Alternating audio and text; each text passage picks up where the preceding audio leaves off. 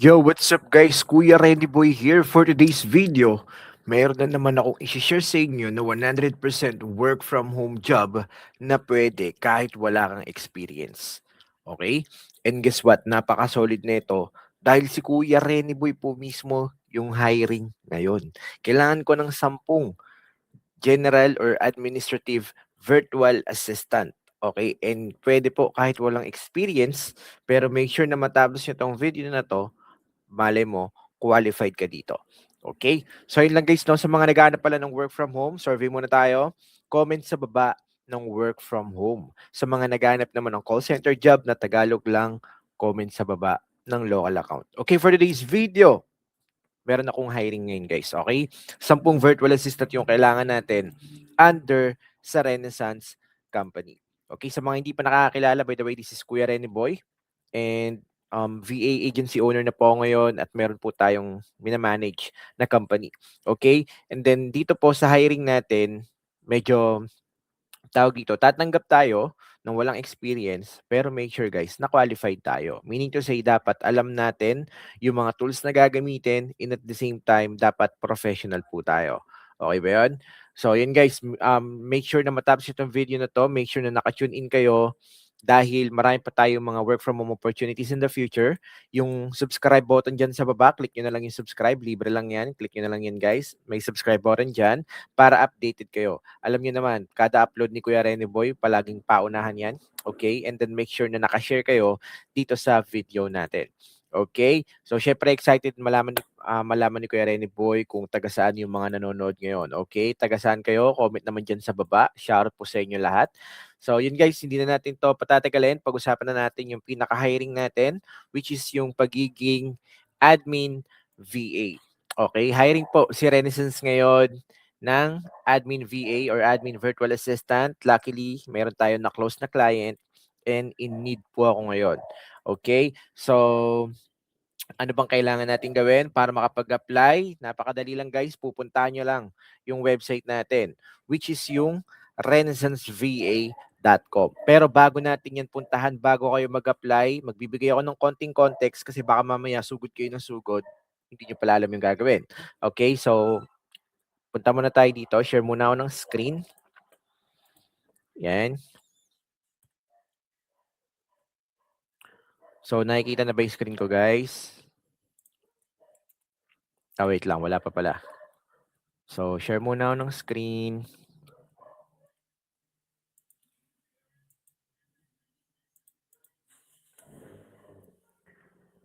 Entire screen. Yan. Okay. So, nakikita nyo na yung screen ko. Tama ba? So, eto siya, guys. Hiring po tayo ngayon ng admin virtual assistant. Okay, hindi lang 'to 10, mag-uumpisa pa lang tayo sa 10 pero marami pa tayong paparating na mga hiring. Okay? So, ano nga bang ginagawa ng admin virtual assistant, 'di ba? This is a remote work din po na tawag dito, magha-handle kayo ng trabaho ng client, syempre. Kaya po tayo meron tinatawag na admin assistant is para mag-asikaso po kayo or padaliin ninyo yung buhay ng mga clients. Syempre, lalong-lalo na yung mga nasa C-suite, mga nasa C-level, CEO, CFO, CMO, yan po ay medyo busy na tao. Okay, so wala na po silang time para mag-organize ng mga files nila, mag-organize ng email nila, ng calendar nila. So technically, ang kailangan nila kayo as admin VA para magtrabaho po sa mga ganong bagay. Okay? Number one guys is pwede ninyong trabahuhin yung file management. Ano nga ba yung ginagawa dyan? So file management, case-to-case basis, depende po kasi sa business ng client ninyo. For example, more on recruitment yung business niya. So kayo po, mag-aasikaso po kayo ng mag-organize kayo ng mga documents. Ayan, letter A. Mag-organize kayo ng mga documents, ng mga papers, ng mga contracts, kayo po yung mag-aasikaso niyan. Letter B, setting reminders. Siyempre, kayo rin po yung magmamanage, magtatakda kung sino ba yung dapat kausapin, kailan ba to dapat kausapin, base dun sa mga documents na ino-organize mo. And letter C, tracking progress, especially if the business of your client is meron siyang goal, meron siyang metrics, meron siyang tag dito, hinahabol na revenue, isa rin po yun sa itatrack ninyo. So, technically, gagawa rin po kayo ng mga report o ito yung ginawa natin for this week. Yung ginawa natin yesterday for the last month, yun po yung ginagawa dito sa file management. So, kung ano po yung kakailanganin niyo dito, it's more on project management tool, gagamit din kayo ng calendar management tool, at syempre pang email management tool. Sa project management tool, baka gumamit kayo ng Asana, gumamit kayo ng Trello, Buffer, or Google Calendar. Okay? And then pwede rin kayong gumamit ng syempre Gmail, kailangan ninyo asikasuhin din yan dahil mag-aasikaso talaga kayo ng mga emails ng client ninyo. Okay, let's move to the next slide. Communication tools. Okay, iba-iba kayong ginagamit na communication tools ng mga clients. Minsan gumagamit sila ng Slack, gumagamit sila ng WhatsApp, Microsoft Teams, gumagamit sila ng madami silang possible na gamitin or ipagamit sa inyo. Lalong-lalo na kapag na-hire kayo as a virtual assistant. Ang importante lang is familiar kayo dun sa mga pinagbababanggit kong tools. Okay? So, yun, nabanggit ko kanina, email handling. Siyempre, yung mga clients is wala na pong time para mag-asikaso ng mga emails nila. So, kayo na po ang magmamanage niyan. Kayo yung mag-filter, kayo yung mag-check kung ano ba yung urgent or less urgent. Kayo din po yung magtatakda kung sino ba yung dapat replyan ng client ninyo. Okay, siyempre lalong-lalo na kung meron yung client mo, may client din 'yan. And then kailangan ikaw po yung magtitimbang nun kung sino ba yung dapat replyan agad-agad or sino yung dapat i-ignore. Okay, kasi yung iba diyan is puwedeng spam or puwedeng scam. Okay, so kailangan po alam niyo rin po kung paano maglinis. Okay, ito yung tinatawag na mga email sweeper. So lilinisin niyo yung email ni client, tatanggalin ninyo yung mga or mag-a-unsubscribe kayo sa mga hindi naman kailangan ng mga notification kasi napakaraming newsletters, lalong-lalo na sa US guys, tad-tad ng mga email newsletters yung natatanggap ng mga clients. So kayo po bilang isang admin VA, tungkulin niyo rin po na linisin yung email ng client ninyo. Sa calendar management, ganun din, kayo po yung mag-aano ng mga appointments ng client ninyo, kung meron ba siyang ka-meeting today, ka-meeting next month, ka-meeting next week, kayo po yung mag-aasikaso ng calendar niya. Okay? At kung ano na yung mga natapos, ano na yung nakumpleto, ima-mark as complete nyo lang, tapos yun, focus kayo sa mga future appointments pa ng magiging client mo. Okay, yun nga, coordinating meetings, eto po siya, yun na yun. Kumbaga, kung ano yung mga nasa calendar management, kayo rin po yung makikipag-coordinate sa mga meeting. So, paano nyo ba gagawin yun? Siyempre, kung naglagay kayo ng ng ano tag dito ng appointment doon sa calendar management nyo, kailangan po i-coordinate nyo rin po yun doon sa kung sino yung ka-meeting ng client nyo.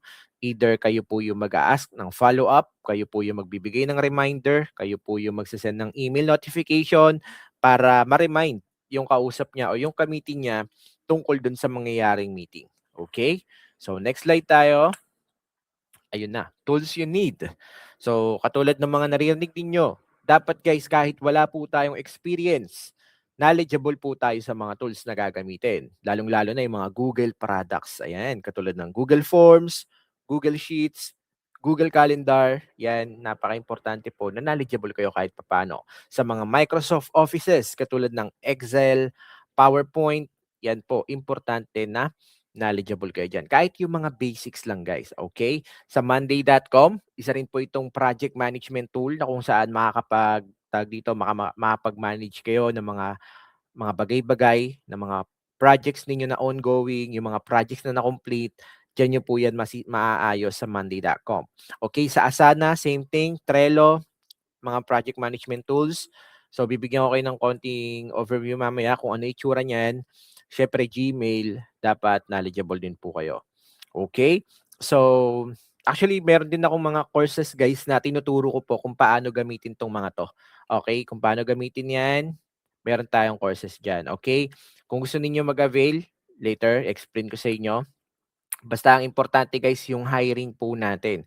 Kasi, tawag dito, mag-i-interview na po kami ng mga candidates tapos kung sino yung mga magka-qualified, sila na po yung mag-i-start agad-agad dito sa client na na-close natin. Kaya kung interesado kayo, pumunta lang kayo guys sa renaissanceva.com. Meron po tayong hiring doon ng admin VA, renaissanceVA.com. Meron dong hiring ng VA. Kung ready na kayo, pwede na kayo mag-apply. Pero kung hindi pa kayo ready, pwede kayong bumisita dito sa kuyareniboy.com. Okay? Para aralin nyo muna kung ano ba talaga yung ginagawa ng admin VA. Aralin nyo muna kung ano ba yung mga tools na pinagsasasabi ni Kuya Reniboy. Kasi dyan po tataas yung chance ninyo na makapasa dito sa mga hiring natin. Okay? So going back guys, ito yung itsura ng Asana. Okay, ito. Bibigyan ko lang ng konting overview ha. Dito sa Asana guys, pwede kayong mag-add ng mga collaborator. Okay? Pwede kayong mag-add ng mga members. So for example nasa perspective ako ngayon ng employer. Halimbawa, ikaw, hinar kita bilang admin VA ko. So technically, i-add kita as collaborator dito sa Asana account natin. Okay? And then, syempre, magbibigay ako ng mga tasks sa'yo. Magre-reflect yan dito sa to-do mo. Okay? Kapag natapos mo na yan, lilipat yan dito sa in progress, or kapag ginagawa mo na siya, lilipat yan dito sa in progress, at kapag natapos mo na, lilipat yan dito sa done. Okay? Kapag urgent naman, ilalagay lang dito. More on drag lang naman yan. For example, itong to-do mo, create ka ng automation for outbound calls. Kapag nagawa mo na yan or ginagawa mo na yan, ililipat mo lang yan, task mo na yan sa kapila. Yan. So, nalilipat naman siya guys. Okay? So, in progress na, ibig sabihin, ginagawa mo na siya. Pwede ka ring mag-iwan sa loob ng description kung ano ng status nito, ano na yung ginagawa mo dito sa project na to. Kapag natapos mo na yan, pwede mo nang ilagay dito sa done. Lagyan mo na lang ng checkmark or pwede mo ring i-edit dito sa pinaka-description kung ano yung nagawa mo na dito sa trabaho na yan. Okay? Yung pwede mo rin lagyan ng due date para at least manonotify ka na ito kailangan na itong matapos ngayon, urgent to, pwedeng ganon. So ayan, pwede ka rin magpalipat-lipat sa mga urgent. So talagang pang project management to guys kasi ma-organize mo kung ano ba yung mga nasa to-do list mo. Okay?